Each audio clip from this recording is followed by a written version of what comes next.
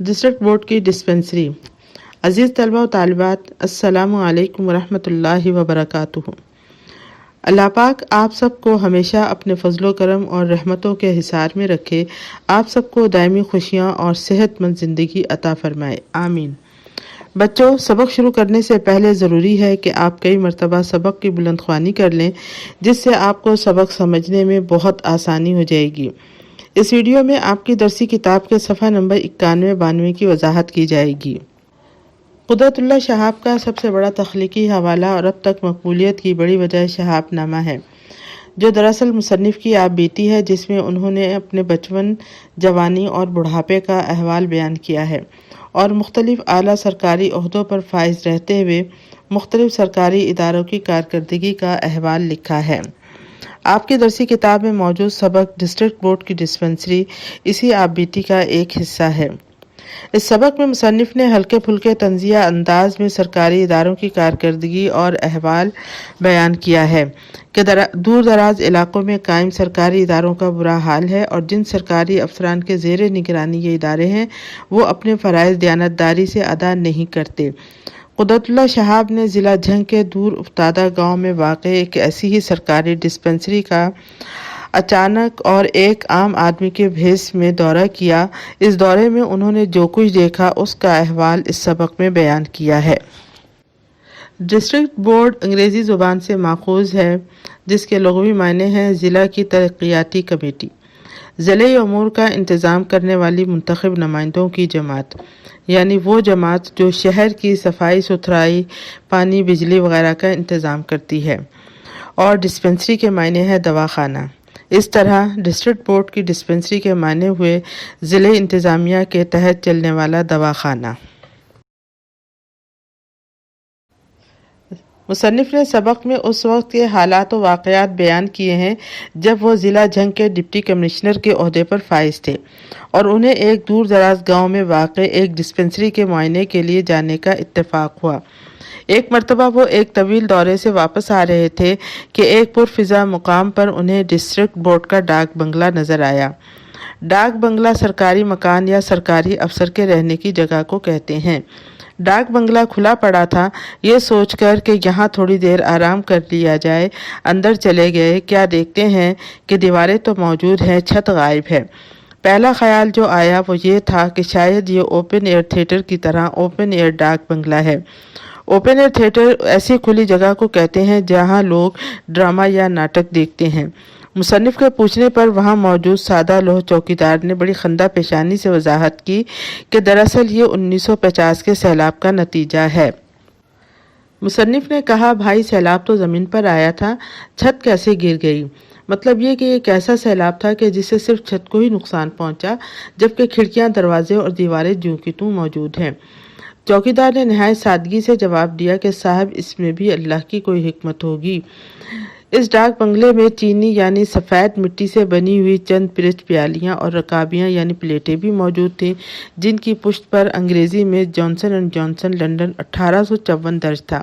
یہ دیکھ کر مصنف کے دل میں خیال آیا کہ تقریباً 100 سال پہلے انگریزوں کے بنائے ہوئے ظروف یعنی برتن تو ابھی تک صحیح سلامت ہیں، سیلاب سے ان کو تو کچھ نقصان نہ پہنچا، جبکہ ڈاک بنگلہ بہت بعد میں بنا اور اس کی چھت محض بارش سے گر گئی تھی۔ مصنف کو ڈاک بنگلے کی حالت زار دیکھ کر ڈسٹرکٹ بورڈ کے زیر انتظام چلنے والی ایک ڈسپنسری یاد آ جاتی ہے، جہاں وہ ایک مرتبہ بغیر اطلاع کے معائنے کے لیے پہنچ گئے تھے۔ مصنف چونکہ ایک اعلیٰ سرکاری عہدے پر فائز تھے اور عام طور پر سرکاری افسر جب کہیں دورے پر جاتے ہیں تو وہاں پہلے سے اطلاع دے دی جاتی ہے، اس لیے ان کے وہاں پہنچنے سے پہلے ہی وہاں سب اچھا کر دیا جاتا ہے، جبکہ مصنف کو بغیر اطلاع دیے دورے کرنے کا شوق تھا اور وہ اکثر اطلاع دیے بغیر دور دراز کے علاقوں میں گھومنے نکل جاتے۔ اس کا فائدہ بتاتے ہوئے کہتے ہیں کہ اس طرح اچانک کسی جگہ جانے سے ان کو عام انسان سمجھا جاتا اور اس طرح مصنف وہ کچھ دیکھ لیتے جو بطور سرکاری افسر کے ان سے چھپا لیا جاتا۔ اس طرح اچانک چھاپا مارنے سے ایک انسان کی آنکھ ان نظاروں کا مشاہدہ کر لیتی ہے جو ڈپٹی کمشنر کی آنکھ کو نصیب نہیں ہوتا۔ ان دو آنکھوں میں بڑا عجیب و غریب فرق ہے۔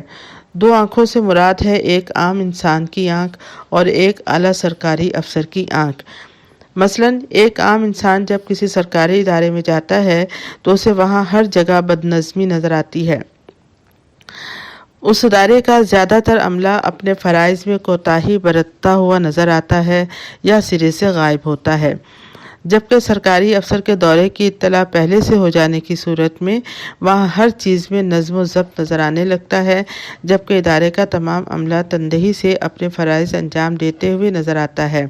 اس طرح عام انسان کی آنکھ سب کچھ دیکھتی ہے، جبکہ ڈپٹی کمشنر کی آنکھ فقط وہی دیکھتی ہے جو اسے دکھایا جاتا ہے۔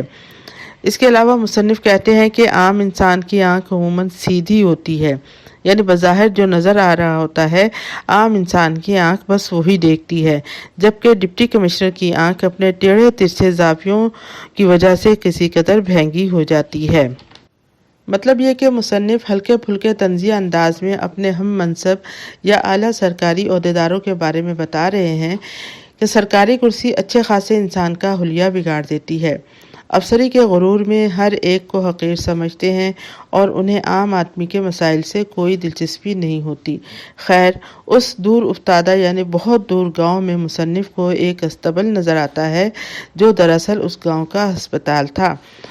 استبل گھوڑے باندھنے کی جگہ کو کہتے ہیں۔ یہ عمارت جو سرکار نے اسپتال کے لیے بنائی تھی، گھوڑوں کا استبل بنا ہوا تھا۔ مصنف کہتے ہیں کہ جب وہ اس استبل نما اسپتال کے اندر گئے تو کیا دیکھتے ہیں کہ ایک صاحب دھوتی اور بنیان پہنے کرسی پر اکڑوں بیٹھے ہیں اور اپنے گھٹنوں پر پرچیاں رکھے مریضوں کو نسخے لکھ لکھ کر دے رہے ہیں، جنہوں نے ڈاکٹر کی کرسی کو چاروں طرف سے گھیرا ہوا تھا۔ یہ دراصل وہ ڈاکٹر صاحب تھے جن کو گورنمنٹ کی طرف سے اس دور افتادہ گاؤں میں ڈاکٹر کے فرائض ادا کرنے کے لیے مقرر کیا گیا تھا۔ ڈاکٹر صاحب کے پوچھنے پر مریض خود ہی اپنی بساط یعنی اپنی طاقت اور عقل سمجھ کے مطابق اپنا حال بتاتا اور خود ہی اپنے مرض کی تشخیص کرتا، یعنی بیماری کا نام بھی بتاتا کہ شاید اسے یہ بیماری لاحق ہے، جس پر ڈاکٹر صاحب بڑی سرعت یعنی بہت تیزی سے پرچی پر نسخہ لکھ کر مریض کے حوالے کر دیتے۔ یہاں قدرت اللہ شہاب بطور طنز کہہ رہے ہیں کہ غالباً یہ نسخہ بطور تعویذ استعمال ہوتا ہوگا، کیونکہ مریض نسخے کے مطابق کسی قسم کی دوا لیے بغیر وہاں سے چلا جاتا تھا۔ سرکاری اسپتال میں جب کسی ڈاکٹر کا تعین کیا جاتا ہے تو وہاں دواؤں کے لیے سرکار کی طرف سے فنڈز بھی دیے جاتے ہیں تاکہ غریبوں کا مفت علاج ہو سکے، لیکن یہاں نہ صرف اسپتال کی عمارت کو استبل میں تبدیل کر دیا گیا تھا بلکہ حکومت کے قاعدے قانون کے مطابق کوئی نظم و نسق نہ تھا، حتیٰ کہ مریضوں کے بیٹھنے کی جگہ تک نہ تھی۔ ڈسپنسری چونکہ ایک گاؤں میں واقع تھی، چنانچہ وہاں جو لوگ موجود تھے ان کے لباس اور حلیے سے مصنف کا لباس مختلف اور بہتر تھا، لہٰذا ڈاکٹر صاحب نے مصنف کو خاکی یعنی براؤن پتلون اور سفید بشرٹ میں ملبوس دیکھا تو وہ سمجھ گئے کہ یہ شخص اس گاؤں کا نہیں ہے، لہٰذا ڈاکٹر صاحب نے مصنف کو عزت و احترام کے ساتھ اپنے سامنے والی واحد بینچ جس پر ان کا حقہ اور پائیدان رکھا تھا بٹھا لیا اور وقفے وقفے سے ان کو کئی بار دوسرے مریضوں پر فوقیت دینے کی کوشش کی۔